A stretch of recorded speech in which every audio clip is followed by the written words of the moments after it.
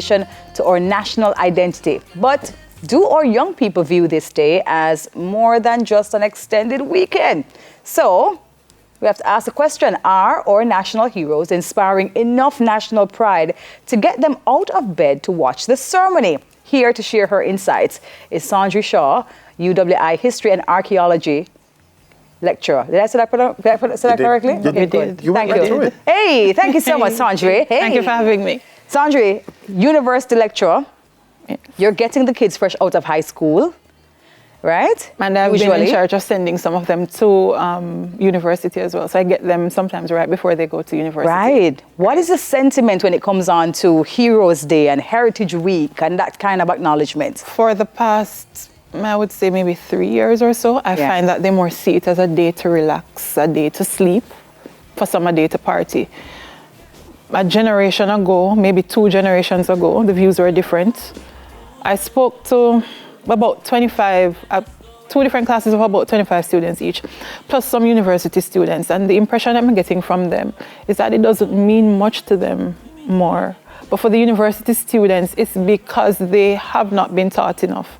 So the high school ones, they just tell you it's a day to rest, to sleep, it's another holiday.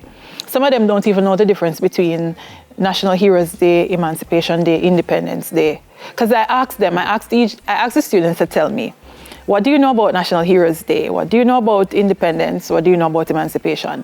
I have some of them conflating the holidays, and I have some of them giving me information for Heroes Day that belongs on Emancipation Day and vice versa. So they don't know, and they're asking why we're not teaching them more of their history in high school. For the university students, they get the feeling that not enough is being done to reintroduce it to them, and also they're bored by the films that we put on each year. So, for example, one of our colleagues in media now, hair low, him grow him hair, lock the hair, him trim by now, and they're still seeing the videos with him in the short locks. And them ask, Miss, so is a 3310 take this video when them plan to do some new ones? So I think that's maybe one of the reasons why they tend to see it as having less and less importance as we go along. So what I'm hearing then is that there is a gap in terms of the education cycle, conveyor belt, whatever it is. There is. That is because at the early childhood level, there's big focus on it. But then by the time you get into primary schoolish and then definitely high school, unless you study history, it will lose all of that. Yeah. And in fact, solve that? In fact, some of them tell me that they were introduced to it in primary school. But the thing is, in primary school and from grade 7 to 9, it seems the syllabus tends to focus on the Tainos, Kalinagos, and then we might look at Sionis and Mayans and Aztecs and so on. But we never get any further than that. And then when you get to grade 10, grade 11, suddenly Africans are introduced as enslaved people. And some of them fail to see the connection, because for them, you're introducing people saying, I come from these people, but then you're telling me that this is where my history starts. Are you trying to tell me I have no value? And these are grade 11, grade 10 students asking me these questions, telling me these things. What do I say to them? And you had asked me... Yeah, how do we address that? Because, I mean, we're identifying various areas for improvement, but then how do we bring it all together? Because let's say from the start, early childhood education, all the way through until that point when you're ready to get to the tertiary level, we should have some kind of continuum, shouldn't we? I think so. And one of my issues from the point that I was a student in high school, one of my issues has always been that the Ministry of Education has done very little to ensure that history, the teaching of history, Caribbean history, and then we can go further on. So when we get to Cape, we do go outside of the Caribbean, we go to Africa, we go to Europe, America. We start with America in grade 11, but Caribbean history more so, I think, was not taught so much. It's not compulsory. So by the time I got out of high school, finished university, got into teaching, I was realizing that students have to ask for the subject for it to be offered. And I've looked for possible answers. At some points, I've wondered if it is because we have had ministers of education who are heavily influenced by religion. I don't know what to think. So what's your recommendation? We have to make history compulsory in schools. Marcus Garvey said it, if you don't know where you're coming from, you're like a tree without roots. You're bound to make the same mistakes. Yeah. And we see that sometimes even in our places of leadership, they don't know the history, and so they keep making the same mistakes. The policies are not informed by historical analysis, by historical knowledge. And so people recognize the gap. Parents used to be better informed. I fell in love with history on my own, but I had parents who gave me information.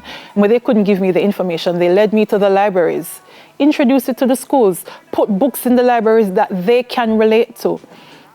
Make it more than the relating part, because as a producer myself, right, I find one of the issues that we're having is how things are packaged. When we package certain things, when it looks old, it's not interesting. It still looks like something from back in the day. And when you have so many options now of content to take in, when it's almost like you're asking people to just eat something that they can't enjoy. And for me, for whatever reason, we have not been able to package our history in a way that is going to be very interesting to our younger generation. And that's when I think what is one of the issues. I think we have not moved with the changing times. A lot of us still believe in writing on the boards. And I'm an educator myself, and I can tell you that there are some points I will stop paying attention if all you're going to do is just to talk and talk.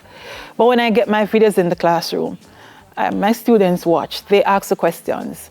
They tell me about the TikTok videos, and they like the different approach. So instead of saying Columbus came to the Caribbean in 1492 and he met the Tainos and they took him in, and then he ended up betraying their trust and so on. They tell me about the videos where people say like, all right, so Columbus comes to the Caribbean, he says, hey, but there are some people here. We discovered the Caribbean, forget them. And then the Tainos are like, but we were here first. Right. And he's saying, we need somewhere to stay. Can y'all put us up? And all right, so we'll put you up for, and they're telling the stories in ways that they absorb. And I've seen the feedback, so many things they've learned. They're like, we didn't know this existed. Kendall, I did a podcast on the Kendall train crash. People wrote me about it. And then somebody came on TikTok, did the same thing. And people are, we didn't know this. Why aren't we learning this? People can't relate to the things we're telling them. Yeah. So it's all well and good to tell them about indigenous people, because we were not the first peoples of the Caribbean, but also tell them the stories in ways they can relate to, and in ways that don't betray or destroy their dignity. Do we need new heroes as well? New heroes. That's a touchy one for me, because determining who becomes a national hero is usually centered around nation building. Right. And for us to have new heroes, then we would have to see if we need to redefine the concept of nation building. One of the things I'd love to see, though, we've honored so many Jamaicans over the years on National Heroes Day. Those stories, their stories, the reasons why they're being honored, also need to be taught. Because history being in books is because writing as a medium, or books as a medium, was the TikTok of the day. Yes. Right. So we're in this digital age. We've also got to complement the books with something digital to which our youth are drawn. And that's why they're asking for different films on here. Yeah. Stop showing the same old movies that I was seeing in 1992. Listen, we're out of time, Sandra, but we have to say big up to Julie Mango as well, who has managed to, through her skits, do a whole leap of work.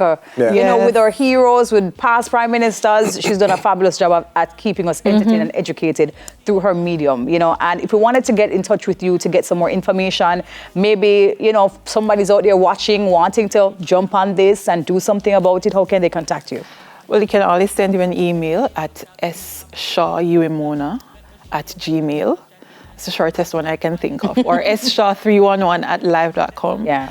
And I'm just encouraging parents. Spend some time. It's sad. We're hearing, we had the whole PSOJ issue the other day, and my students are saying, well, it's just another holiday. So, we're losing that sense of identity. Yeah. Jump on it, man, and help bring it back. Yep, that's, boy, we really could talk some more. That's Sandra Shaw, UWI History and Archaeology Lecturer. Thank you so much for being with us. Thank you for having me. We've got more on Smile after this break. So tell my boss is slave, don't forget the people.